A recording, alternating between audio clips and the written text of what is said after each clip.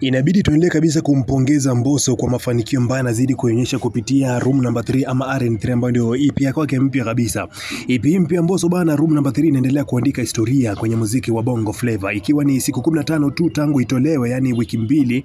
EP hiyo bana imefikisha stream zaidi ya milioni 1 kwenye Spotify na kumweka Mbosso kwenye ramani ya wasanii wanaosikilizwa zaidi kwa sasa kwenye jukwaa hilo. Kwa mujibu wa takwimu, Mbosso ana wasikilizaji zaidi ya 200,000 wa mwezi kwenye Spotify, idadi ambayo ni kubwa mno kwa msanii yote wa Bongo Flava, hasa ikizingatiwa kuwa kipindi hiki kilikuwa na changamoto nyingi, ikiwemo kampeni ya mitandaoni ilionekana kwenda kinyume kabisa na baadhi ya wasanii. EP hiyo bana yenye nyimbo 7 na urefu wa dakika 23 kiujumla imekuwa ni kivutio cha mashabiki kila kona ya mtaa. Wimbo wa Power bana umekuwa kiongozi wa mafanikio hayo, ukitawala chati mbalimbali Afrika na hata kutumbuizwa mbele ya Rais wa Zanzibar Hussein Mwinyi ndani ya wiki yake ya kwanza kabisa. Of course ni taarifa ambayo nilikupa.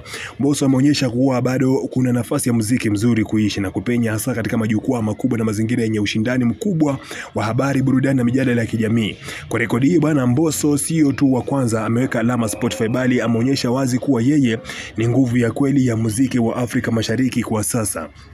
Pamoja na mafanikio ambayo anazidi kuyapata kwenye mitandao kupitia mitandao kama vile Audiomack na Boomplay, nadhani kwamba Spotify ni moja kati ya mitandao ambayo msanii yote akipenya kuweza kupata streams kama alizozipata Mbosso kwa kipindi hiki kifupi tu, inaonyesha namna gani bwana amewekeza nguvu katika promotion ya kuweza kufika level hizo. Na nadhani kwamba ni kitu ambacho pia Mbosso anafaa kupewa hongera zake, maana sio rahisi kwa msanii yote ambaye anafanya muziki kuweza kukimbiza streams upande huu, ikizingatiwa kwamba nyimbo ambazo zipo kwenye EP hiyo sio nyimbo ambazo labda atasema kwamba amepata nguvu ya wasanii wengine. Ni nyimbo ambazo amezipiga yeye mwenyewe mwanzo mpaka mwisho, hana collab hata moja ambayo unaweza kusema kwamba imetegemea nguvu ya msanii fulani kuweza kuisukuma. Sasa ni uwepo wa Mbosso tu ndio umempa nguvu hii hapa, na hii inaonyesha namna gani Mbosso alikuwa amejipanga sana kuja na nguvu hii mpya. Anawapa pia nguvu wasanii ambao wameweza kuondoka lebo zao kama vile Ibra, kama vile Yami na wasanii wengine wengi kuweza kujipambania vipaji vyao akiwa kama solo